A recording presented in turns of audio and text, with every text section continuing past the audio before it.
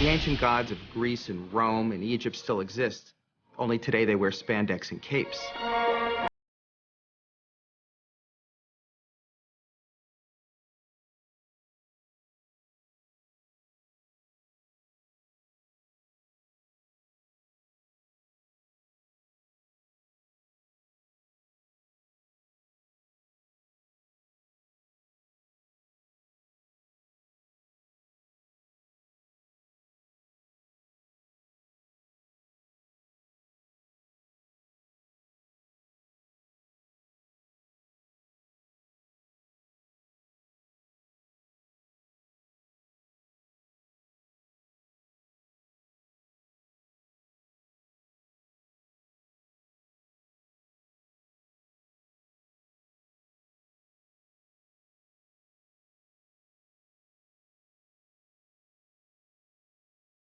The golden age of comics began in June 1938 with the publication of Action Comics #1.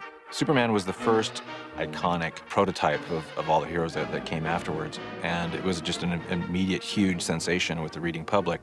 And this, of course, sparked the whole big superhero trend, not just Batman, but Green Lantern and the Flash and the early version of the Hawkman, and of course Wonder Woman as well. And suddenly it was just like this whole big genre just sprang up like overnight.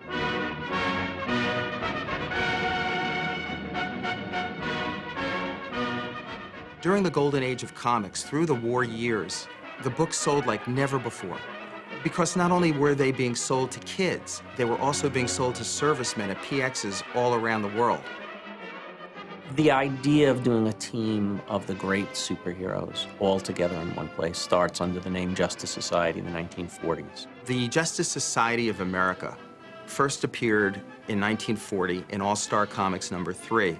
The early Justice Society characters were all vital on some level. There were two honorary members who said they were too busy to attend the meeting, which meant they were too popular to waste in this comic book. That was Superman and Batman. But the other members were Flash, Hawkman, Green Lantern, the Atom, Sandman, the Hour Man, the Spectre, and Dr. Fate. The kids and servicemen reading it could see these different heroes from different comic book titles in one panel together. Oh my God, it's an epiphany. They inhabit the same universe. One can meet another. It was the beginning of the DC universe.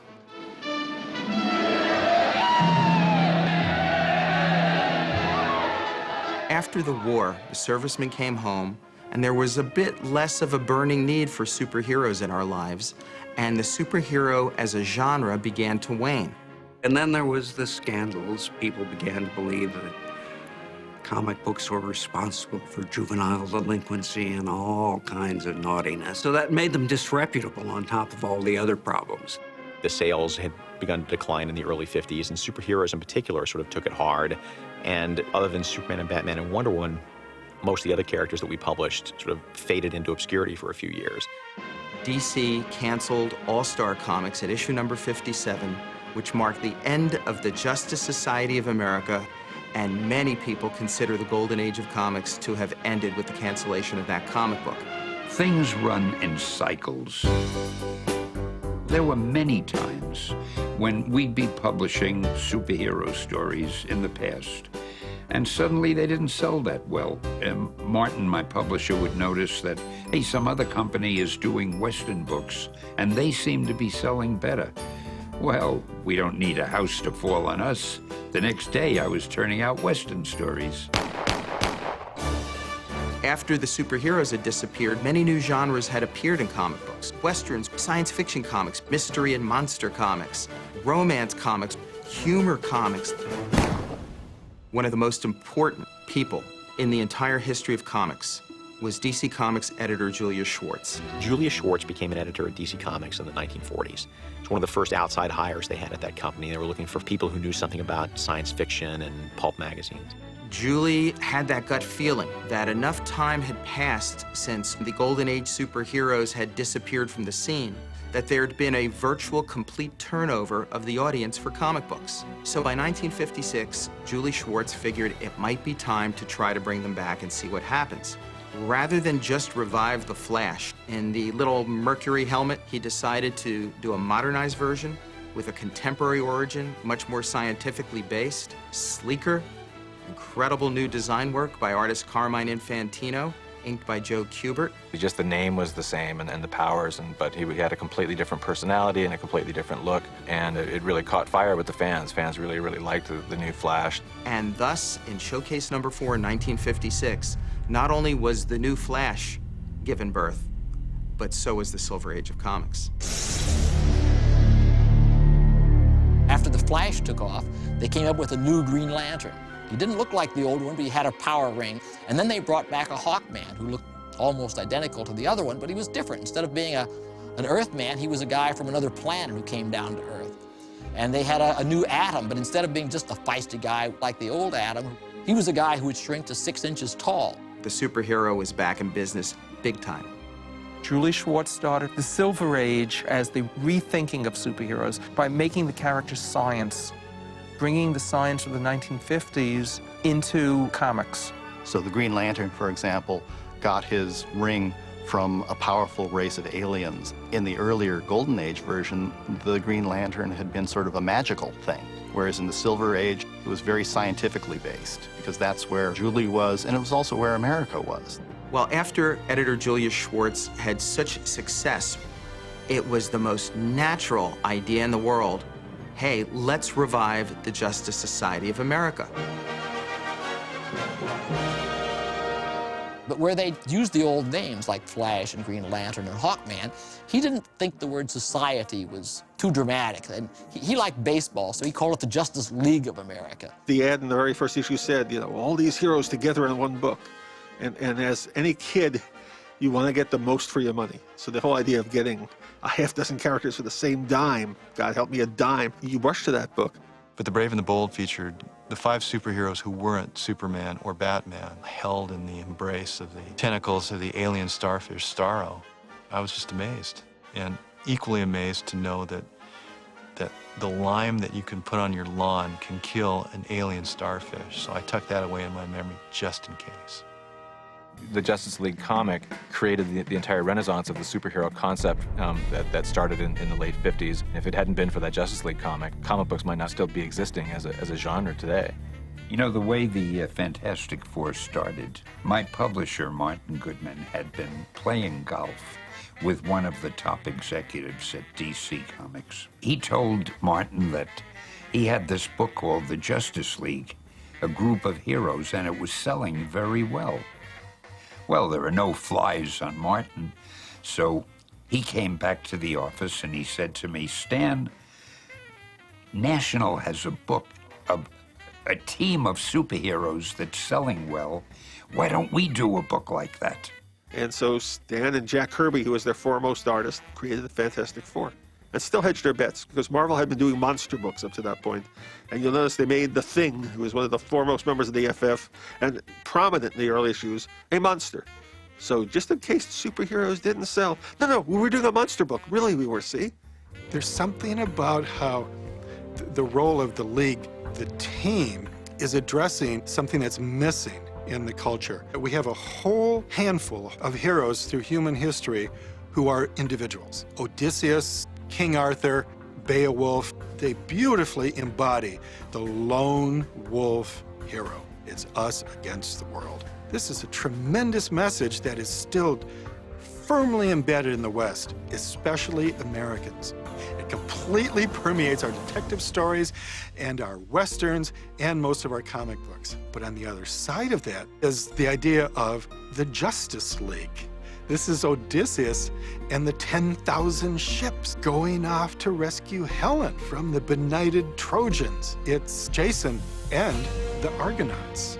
It's the Dirty Dozen in World War II.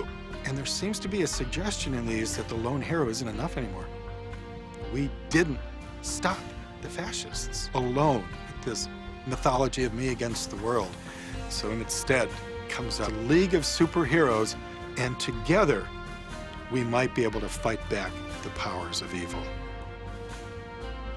When the Justice League came into being, and Julie Schwartz, who was editing it at that time, Gardner Fox was back again, Gardner Fox had been there through the 40s, had been one of the principal writers on the original Justice Society. So it was the obvious logical choice to take over the Justice League when Julie decided to revive it. By the end of what's called the Silver Age of comics, the 1960s, Gardner had shifted to more of a straight-line story, less separate chapters, less separate action.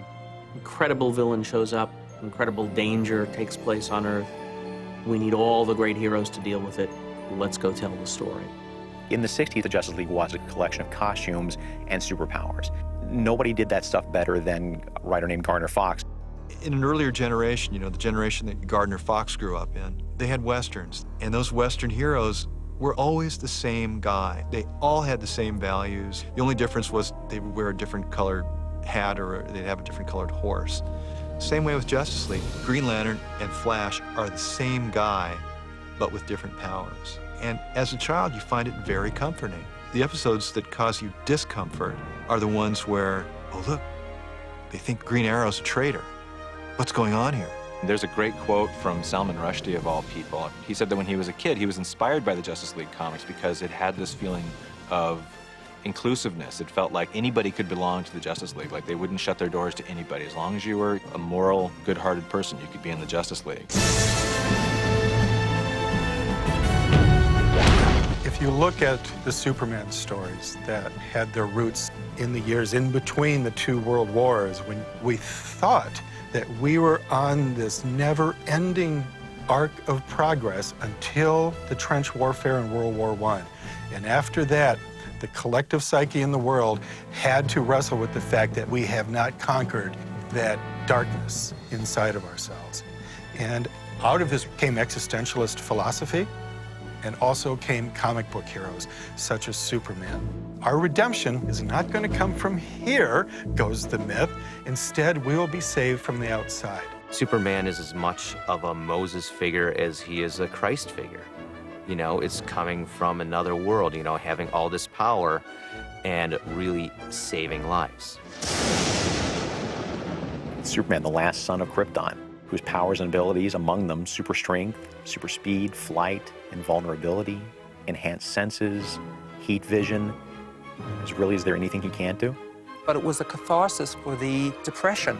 He was against evil businessmen. He was against corrupt senators. Superman would come in and knock them to pieces. Superman in his early incarnation was really a champion of the underdog and a fighter for social justice. This is what the government's afraid of, Diana. Us acting like vigilantes. In New Frontier, Superman was the government side of things. He was the character that tried to keep everything in line as per the government's desire. I knew very well that I was following Frank Miller's Dark Knight prototype of Superman being a government tool. And I did this purposefully because what I wanted to do was show a man who believed in something in a rather naive way and becomes aware of the fact that that kind of blind allegiance is not necessarily the most positive way to move forward. Are you with me?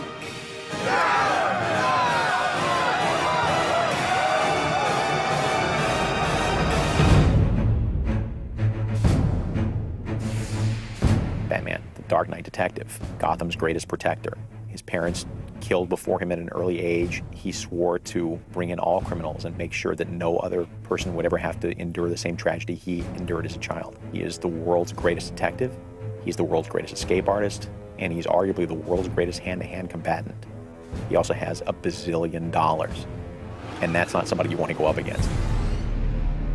I could always relate to Batman more than Superman or any of the other characters because Batman was real. He had no superpowers.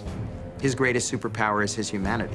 One of the reasons that Batman has been so popular for so long is his iconography is that of a demon.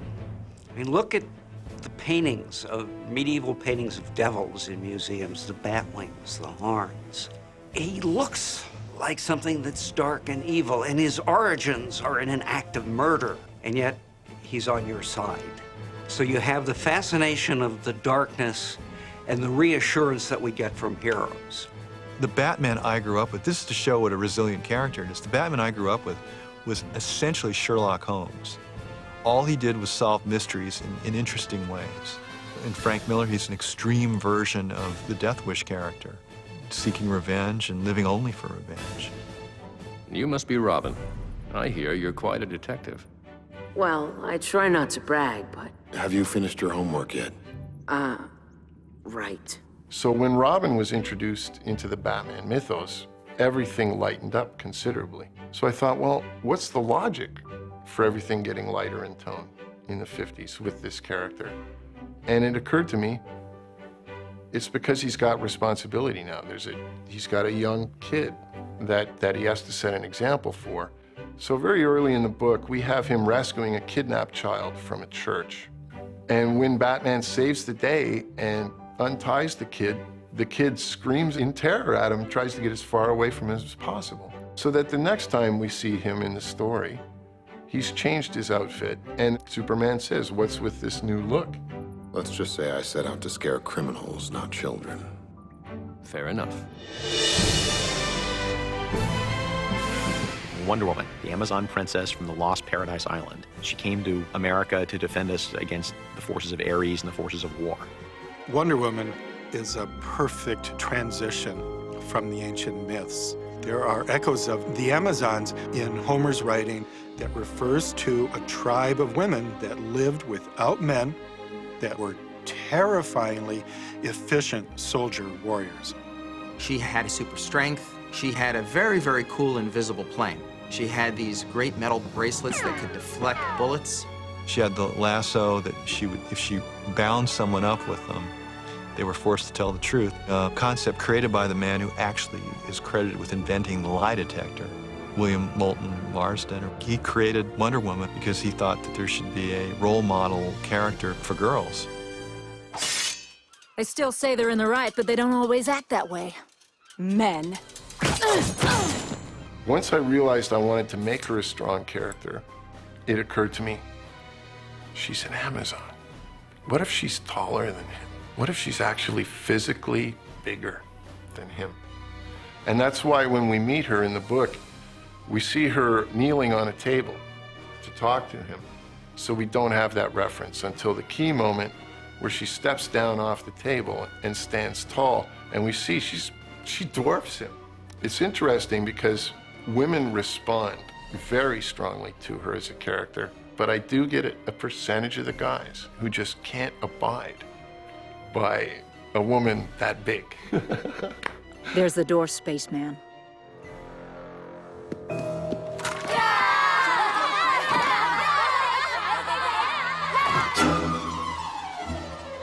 Flash, the fastest man alive, can move at speeds near the speed of light, can outrace a bullet to its target, can run up the side of a building, can actually cross the ocean before he has time to sink. Flash has complete control over his molecules. It's not just a matter of running. It's a matter of being able to pass those molecules, vibrate them at super speeds so fast that he can literally pass through solid objects like walls and bullets. There's the old Flash, and then there's the new Flash. The old Flash is a perfect counterpart for Hermes or Mercury in the old myths. You know it immediately when you see the helmet with the wings on it. It refers to the god of the messengers. In other news, hey! Sorry to interrupt. One of the stories of the rise of the Olympics is that it began on the afternoon that Hermes and Hercules raced each other. There's a wonderful episode in the DC Comics where Flash races Superman to see who's the fastest. But as we know, speed for Flash, as well as the rest of us, has its downside. You can make awfully rash decisions if you just move ahead without thinking. There have been several Flashes, and Barry Allen was the second. He was the Silver Age Flash. He's the character we're looking at in New Frontier. I remember thinking, this guy would have a major inferiority complex. Here he is, he's the fastest man alive. He can run at the speed of light, and what's he doing? He's chasing the trickster around a jewelry store. He doesn't feel like he could step up and be in the same league as, say, Superman or Batman. He's living in a world where Superman can tow the moon on a chain. And it was important that he steps up.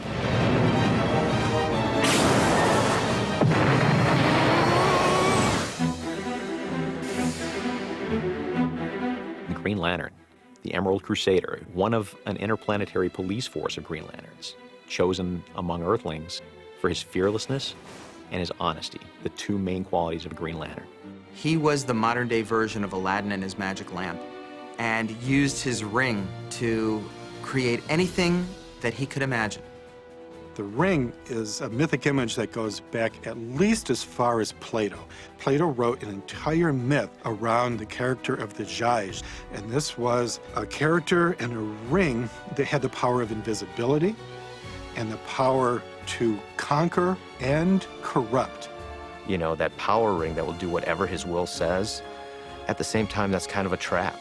It's like having a genie, and if he wills the wrong thing, there are terrible consequences. Green Lantern was the interstellar hero.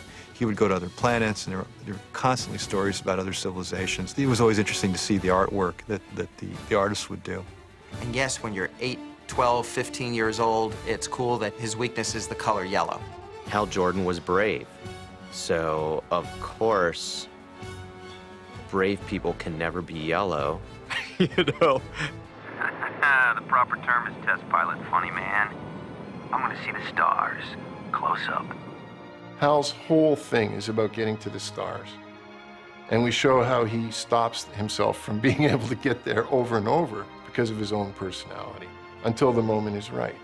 He was certainly the character that connected most with me. Jordan, go.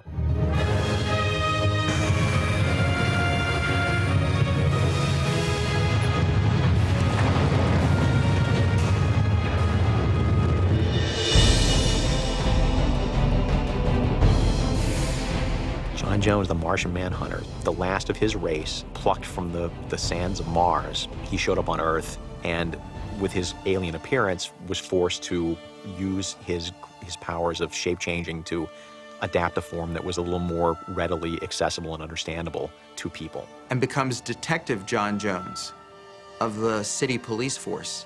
There was this idea that he was the last of his kind and was sort of a spirit alone here and trying to find his place. He's like the ultimate outsider.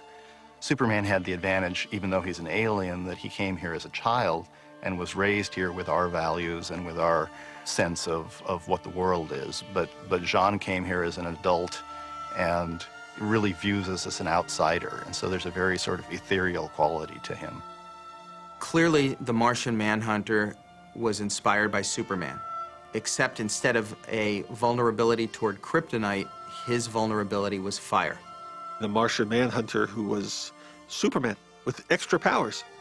The only power he ever used was he flew, and he had super breath. He blew on things. So if there was a runaway birthday cake, this was the guy you called to stop the problem. Wilson's vigilante activities kept the local white supremacists at bay for years.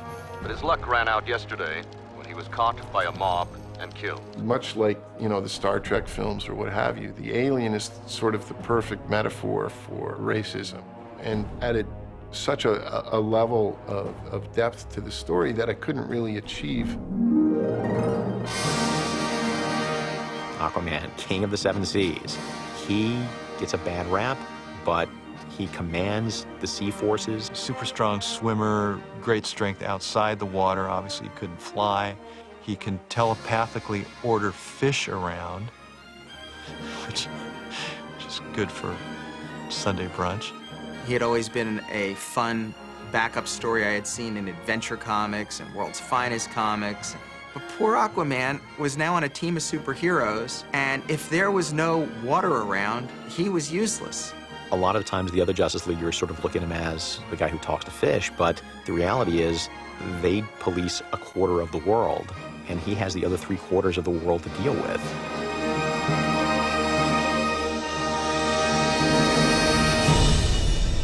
You had the original 7 members, but then by Justice League number 4, Green Arrow was added to the roster. By Justice League number 16, the new Atom joined the roster. By number 31, Hawkman was added to the roster.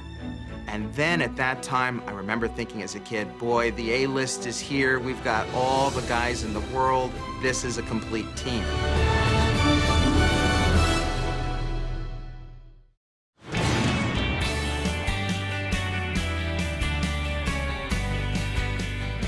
The original writer, Gardner Fox, gave way to Stan Lee aside, I think the best writer of the Silver Age of comics and post, Denny O'Neil.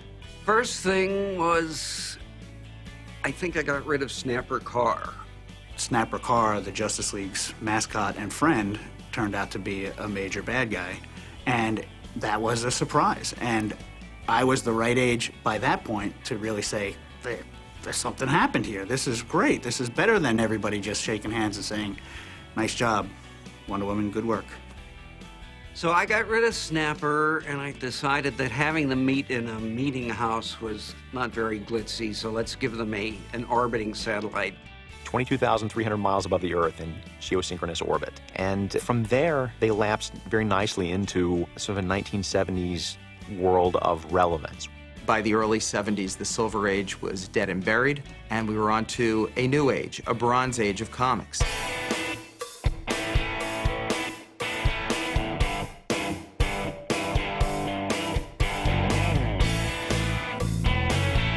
The late 60s, early 70s were all about social consciousness, where you could do it hopefully without preaching, but usually failing to not preach. Comics are such a fantastic medium because they can be very, very subversive. You're reaching a really interesting audience because sometimes it's kids and you're sort of teaching them things that they're going to learn eventually, which is great.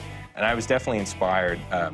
Denny O'Neil did so many fantastic stories where he would bring social issues in, of the time, and really unapologetically say, hey, we can use these characters to explore these issues. In terms of Justice League, a lot of the young writers had a real individual stamp to them that they brought to the stories. There was a fellow named Mike Friedrich, who was one of the very first fans turned pro who worked at DC Comics. It was a huge generation gap contrast. I mean, I'm 18 years old, I'm wearing t-shirts and jeans. Julie Schwartz is wearing white shirts and ties. And so they really wanted to bring in some fresh energy and some fresh blood, and so they had to deal with these crazy kids.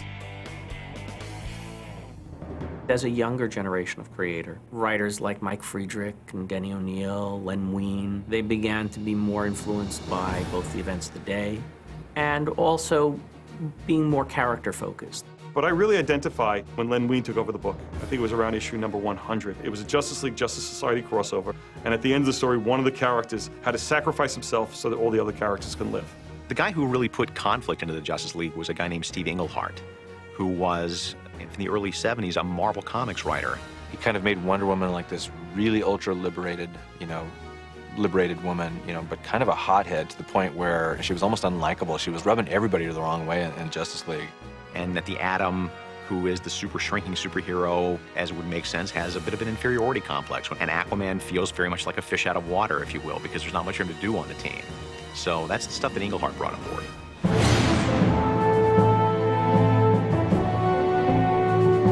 When we talk about taking the Justice League and creating an animated property out of it, this is something that's been going on, obviously, for over 40 years at this point. The Justice League first appeared in the 70s in a show called Super Friends.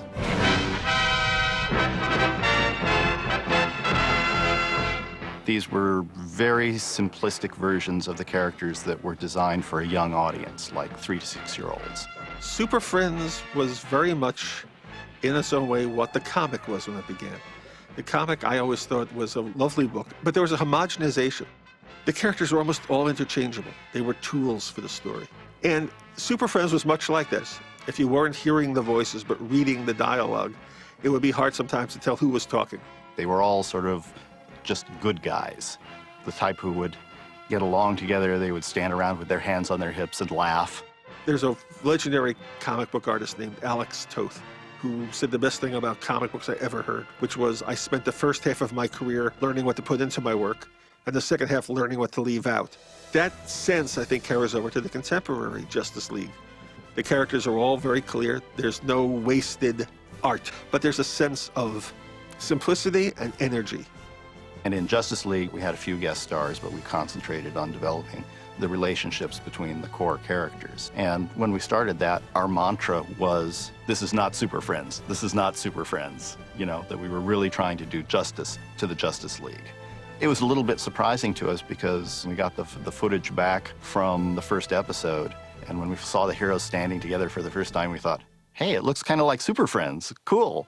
And we realized that even with all the limitations that Super Friends had, there is a certain reservoir of good feeling, you know, that people like to see their heroes animated. They like to see them brought to life.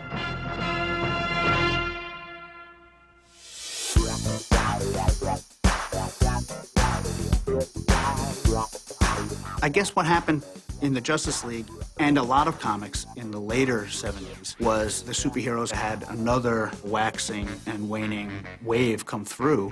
I know Marvel and DC were both doing Kung Fu comics and monster comics. Justice League had its ups and downs over the years. You know, we always, you know, people speak light of, as they call it, the Detroit Justice League, when Aquaman ran the team and Martian Manhunter was there and they were running it out of some warehouse in Detroit. This was sort of the low-rent period of the Justice League. This is back during a period where Superman and Batman and Wonder Woman were not really members.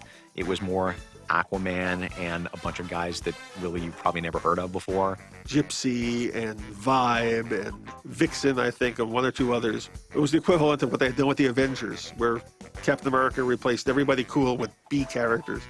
If I'm watching a Yankee game, I want A-Rod, not B-Rod or a C-Rod or D-Rod.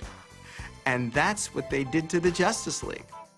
But I understood what they were trying to accomplish, and they were trying to make it much more of an everyman team, a team that's much more accessible. At that point, the Justice League was living in a satellite hanging over the world and lost touch with the common man, and the whole concept behind that was that they were getting back in touch with people again.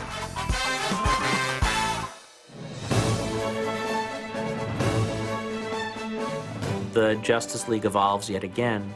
Mark Gatiss, Keith Giffen, Kevin Maguire start Justice League all over again with a fresh #1, with a much more tongue-in-cheek, snarky attitude. And no one had ever seen anything like it in comics before. No one had ever taken this chance, especially not with a big marketable franchise like the Justice League. I remember at the time that there were a lot of people against doing Justice League for any laughs. It was a gargantuan roll of the dice. And boy, they came up sevens over and over again. The Justice League International team was wildly successful at this time because it took a concept that, for the most part, seemed to have run its course and found a way to bring new life into it. So by the end of the 1980s, it had spawned 3 or 4 spin-offs. We had Justice League Europe, we had Justice League International, Justice League Antarctica. I can tell you right now that Justice League and those ancillary books, just between them, were carrying more than half of DC sales. So during the 80s, there were a few more lax invitations into the League. Blue Beetle was a very good-natured hero. Booster Gold was a hero who had come from the future because he was washed up in the 25th century. So when you had these two guys get together, they kind of fed each other's potential for trouble. And they basically thought, let's take a few JLA funds and invest it in an island casino. Sadly, things did not work out. So they got punished by having to do chores and basically had to earn the money back through manual labor. That book became more humorous and let the comedy and shtick, as I like to say, take over the actual superhero storytelling. Like any phenomenon, it just ran its course. And Keith Giffen and Mark Gatiss left after a few years. There were other writers, myself included, who tried to work in that voice, in that context, but it wasn't as funny as it used to be, it wasn't as sharp, but most importantly, it wasn't as new. So the trick was, we get to the mid-90s, what do we do now to make the Justice League once more something that is unique out there and something that nobody is seeing? And the answer was, bring back the original Core 7.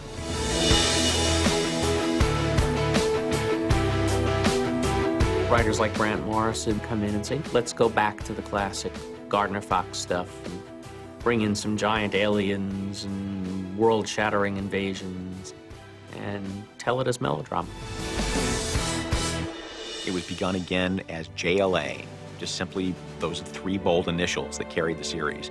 Once again, it was a huge hit because it was different than the previous incarnation.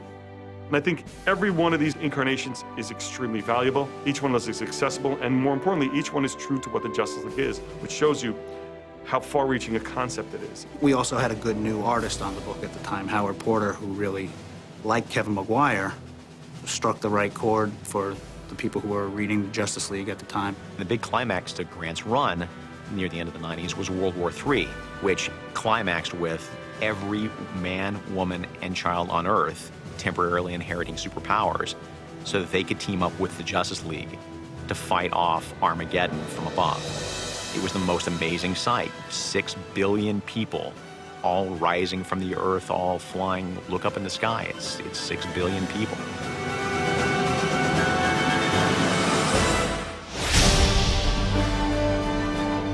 In the 21st century, we seem to be very much about recapturing not just the feeling of the Silver Age, but also a lot of the concepts.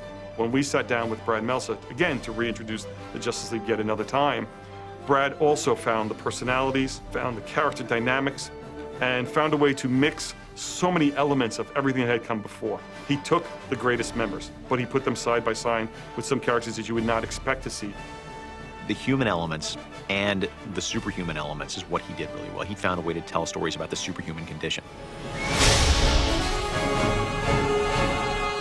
The New Frontier is Darwin Cook's take on the Justice League of America. It's his version, it's done in his style.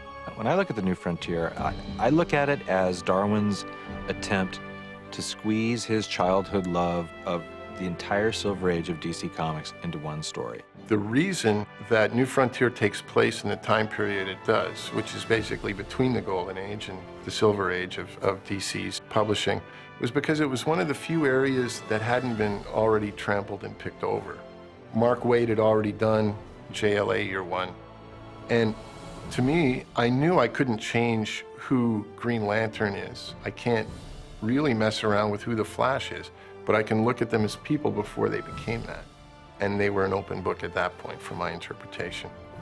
I had used James Robinson's wonderful miniseries that he'd done with Paul Smith called The Golden Age as a sort of jumping off point for New Frontier. JSA, The Golden Age, and New Frontier deal with that 1950s sort of realization that the American dream and the American reality are not always the same thing.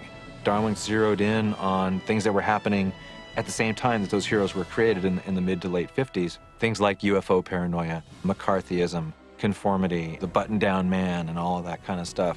Darwin actually borrowed from a story I had written about 20 years before. It's the 1950s. The Justice Society is sort of on the wane as it is. They're getting older, they're looking to retire, and they're called before the McCarthy hearings because you wear masks, you keep your identity secret. We don't like that. And so Joseph McCarthy himself leads the urge to have the Justice Society members unmask and become public. And rather than do that, and rather than bow and buckle before this bullying tyrant, they just surrender and they abandon their identities. They retire for a few years, and that was the last case of the Justice Society of America. Darwin went back to that story and expanded upon it and sort of fit it in a much wider context of the storyline.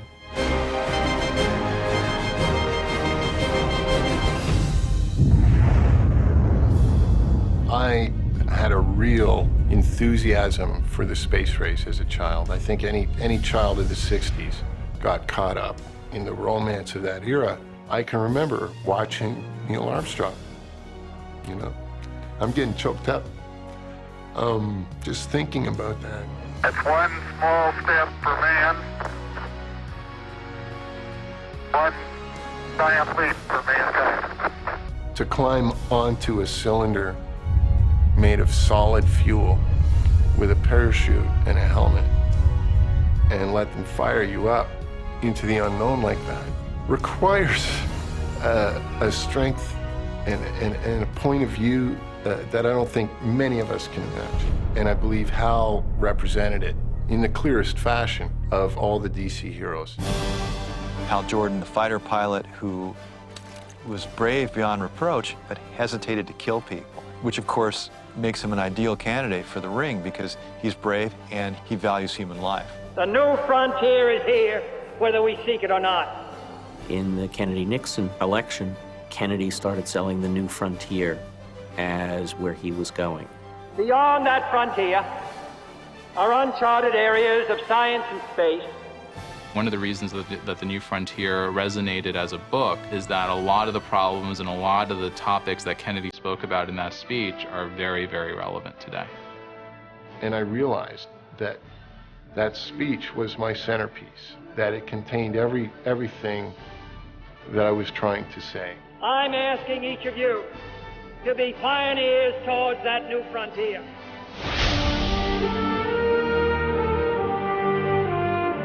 Inheriting the legacy of the Justice League is intimidating. We are creating a mythos that's ongoing and constantly evolving. It's a great honor, and you feel this sort of weight of responsibility. I mean, You're given the keys to like the 7 biggest, coolest cars in the garage. I work now as a labor organizer. My job is to talk to people about how working collectively they can achieve more than they can do working as individuals. And I learned all that reading and writing the Justice League. I just love writing stories, and it's the comics that got me interested in the fact that there can be these flights of imagination, that you can go to worlds that you never dreamed of.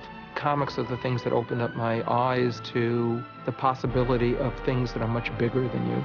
In a fascinating way, the artists who are creating today's comics are doing heroic work by taking the timeless tales that began in the world of myth and bringing them into the future.